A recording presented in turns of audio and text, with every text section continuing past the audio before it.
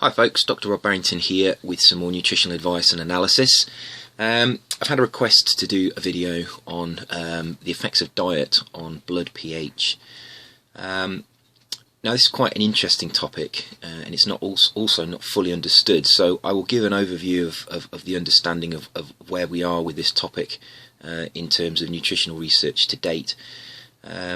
The nutritional research groups have only really got on top of this possibly in the last decade or so, as they found that diet can affect bone health through changes in the pH of the blood. But this has been known to nutritionists for a long time. I mean, there has been research on this, it's just not really developed until fairly recently. But it is an interesting topic. So the diet can affect the pH of the blood. Why is this important? Well, if we look at medical conditions like metabolic acidosis, metabolic alkalosis, which is a lowering and a raising of the pH of the blood outside of a physiological range. Now, the normal physiological range of blood is between about 7.35 and 7.45. It's a very narrow window, and all tissues have a range where the pH is optimized in order to be able to allow the function of enzymes. Enzymes are proteins, and if they're not in the correct pH range, they don't function, and therefore metabolic pathways stop. So the body tries to maintain the pH of the tissues, including the blood, within a particular range, and this is one of the homeostatic control mechanisms that the body uses. Is for example buffers. The blood has many buffers that when the concentration of hydrogen ions increases, that means the pH will drop. It's the concentration of hydrogen ion really dictates the pH of the solution. As the concentration of hydrogen ions increases, there are buffers in the blood to be able to soak up those hydrogen ions to prevent them changing the pH. Now, when we have acute conditions of metabolic acidosis or metabolic alkalosis, what's actually happening is there are large fluctuations in the pH, and the buffering capacity of the blood is overwhelmed, and that causes the blood to fall outside of its normal range, and the consequence of this is that metabolic pathways cease to function as the enzymes are taken out of their optimal working window. Now that's been well researched, and if you read medical textbooks you can read all about metabolic acidosis and metabolic alkalosis. But we're more interested in the chronic condition of how diet affects blood plasma. Now, what we're really talking about here is the blood is still maintained within its narrow window, so between 7.35 and 7.45, but it might be at the extreme of that window. Now, that's fine in the short term, and it wouldn't have any negative health consequences because the body has an ability to buffer those hydrogen ions, like I said, and as long as it's within that window, then the metabolic pathways will continue to work. What tends to happen though is that the body uses minerals in the bones to buffer the hydrogen ions in the blood. So if we have a chronic condition whereby we lower the pH of the blood and it drops maybe towards the lower end of its window, the body will leach minerals from the bone in order to be able to compensate, to create buffers, and this will actually cause the bone mass to decrease. And what we're actually finding is that those people with diets that cause this acidification of the blood, there's an association with bone loss. So some of the diseases such as osteoporosis are now actually being considered to be related to acidification of the blood, and this in turn is being linked to poor diet. So what we're really saying is that if you eat a poor diet that has a lot of acidifying foods, your blood becomes acid, and to compensate for the acid in the blood, your body will use your bones to create buffers in order to be able to keep that range of pH within the optimal window to allow enzymes to continue to work. In the short term, that's fine because that's a system that's working to correct an imbalance. In the long term, what happens is that you end up losing all of your bone mass, and this leads to weaknesses in the bone, and then eventually you start to increase your risk of getting fractures. Now, this takes decades to happen, and we're talking about people, elderly people who have an increased risk of fractures following a whole lifetime of poor diet. It's not something that can happen in a few years.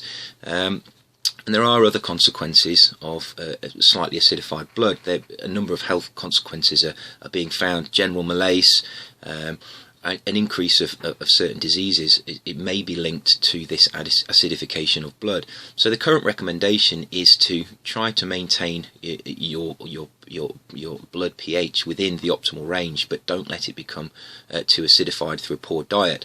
So really what we're interested in this video is what are the dietary components that can acidify the blood, and what can we do to be able to counteract those factors to be able to improve the quality of our diets. Well, if we look first at the components of a diet that would cause acidification of blood, there are two main components that have been found, and there's an interesting paper that I read the other day that actually estimated the effect of diet on what's called the net renal acid excretion, and they found that 4 components in particular correlated very significantly with the amount of acid that was excreted in the urine, and they concluded that these 4 components were a very good way of determining how acid forming or alkali forming your diet was. Now, the acid forming components that they found were phosphorus and sulfur. Now, where do we get these from in our diet? Well, sulfur is sulfur is found in 2 amino acids, methionine and cysteine have sulfur, and so therefore high protein diets that contain lots of methionine and cysteine are acid forming foods. That those amino acids are oxidized in the liver, and when they're oxidized they form carbon dioxide, urea, and a byproduct of that metabolism is the production of sulfuric acid, which then goes into solution and dissociates into sulfate. Now, so high protein diets, containing the amino acids that contain sulfur, will increase the acid load of your blood, and that will lower the pH. So the more protein you eat, the lower your pH of your blood will fall. Another component of diet that they found that was highly correlated with the amount of acid that was excreted was phosphorus. Now, phosphorus is in many foods. It's very universal within foods, but for example, soft drinks have a lot of phosphorus in them. Now, in a very similar way, a metabolic byproduct of the oxidation and the metabolism of these products within foods is the production of phosphoric acid, which then obviously dissociates into phosphate in solution. Now, those 2 components correlated very strongly with the acidifying nature of diets, and they found that you could actually predict how acidifying a diet was just by looking at those 2 components. So the first thing we need to understand is that if we've got a lot of phosphorus in our diet, if we've got a lot of protein in our diet, because of and that means we've got a lot of sulfur in our diet, we're going to form a lot of acid, and the pH of our blood will fall. The 2 components that they found that were particularly preventative of this reduction in pH were magnesium and potassium. Now, magnesium and potassium are protective of a reduction in pH of the blood, because when they are absorbed, when they're metabolized from the small intestine, they tend to form alkalizing salts. Now, these salts act as they eventually form buffers the way they're metabolized in the liver, and so potassium and magnesium in the diet are actually able to counteract the effect of increasing sulfur and phosphorus in the diet. Now, where do we find magnesium and potassium? Well, we find magnesium and potassium generally in fruits and vegetables. That's where we get most of our magnesium and our potassium from. Obviously, there is magnesium and potassium in other foods. For example, some grains and nuts contain magnesium, but generally potassium and magnesium are found in fruits and vegetables, and therefore what we can say is that those people that probably eat a high plant diet have high amounts of magnesium and potassium in their diet, and therefore they have an alkalizing effect on the blood. Now, it's not to say that protein and other phosphorus-containing foods are bad, unless they are, for example, soft drinks that contain phosphorus, in which case they shouldn't really be in a healthy diet. But phosphorus and sulfur are part of eating normally, and it's expected that they would naturally produce sulfuric acid and phosphoric acid. The trick to maintaining your blood pH within the correct window and preventing disease from this acidifying effect is to make sure that you have intakes of the components that counteract this acidification, which is magnesium and potassium. Now, you could quite easily take magnesium and potassium as supplements, and some people do. I take magnesium as a supplement because I don't think dietary intakes are possibly as potentially high as they could be. Other components in the diet that might also form these alkalizing salts are sodium and calcium, and this may explain the effects of calcium on bone loss. It's often been assumed that because you supply more calcium in the diet, that would therefore build more bone. It may actually be that putting calcium in the diet actually allows you to neutralize the acid-forming foods in the diet, and therefore that has a longer term implication on the wasting away of the bones that the body would do under acidic conditions. So it might be that calcium is effective against bone loss, but not for the reason many people think. So really we want to increase concentrations of cationic minerals, calcium, magnesium, potassium and sodium to some extent, although you don't want to take in too much sodium. There is a balance to these minerals, and if we eat good, whole, healthy foods, if we eat lots of fruits and vegetables, we get lots of these alkalizing cationic minerals. Another thing to say is that obviously some people consume more protein than others. Some people require protein because they're athletes, for example, and if that's the case, then you need to eat more plant foods along with those proteins in order to be able to neutralize the formation of these metabolic acids that occur in the liver. So there isn't really anything to say that these foods are bad. Forming acids as a byproduct of metabolic regulation of proteins is perfectly natural, but you need to balance the acid-forming foods with the alkali-forming foods. And this may explain a lot of the health benefits of plant foods, and this may be something that's been overlooked by researchers.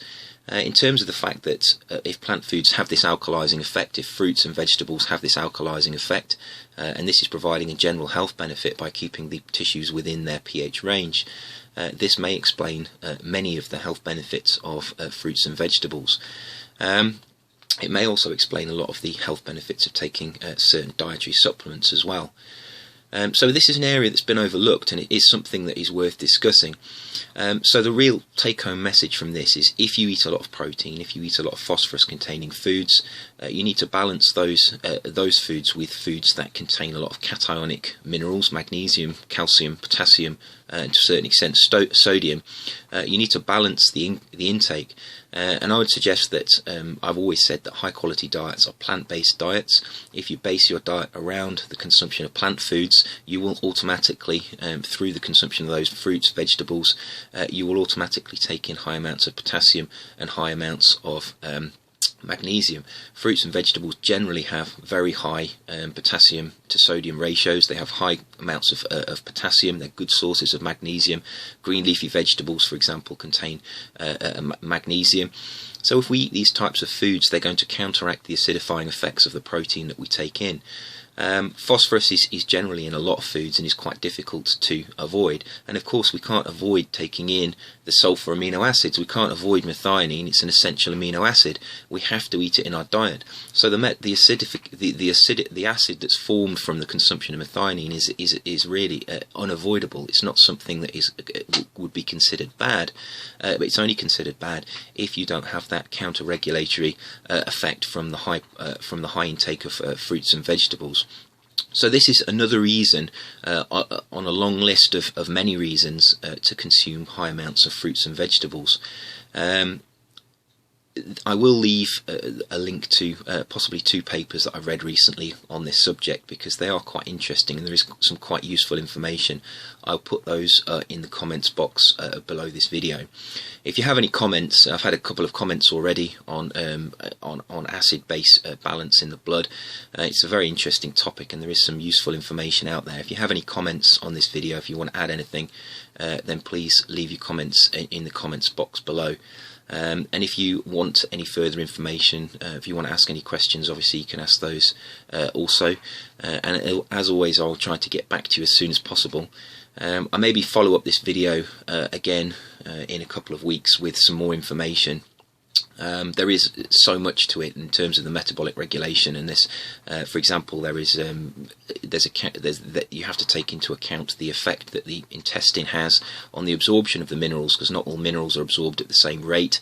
There is the effect of bicarbonate being put into the intestine to be able to buffer particular acids within the intestine. So even the metabolic production of acids within the liver is complicated by the nutritional components within the small intestine, and this is why this area of research is still very novel, and the information that it is actually being produced and the understanding of what's going on is still actually quite it's quite limited. So I will try to put 2 links anyway of papers in the comments box below, and if you've got any questions, then please do ask them and I will try to get back to you as soon as possible. And I'll see you next week for another video. Take care.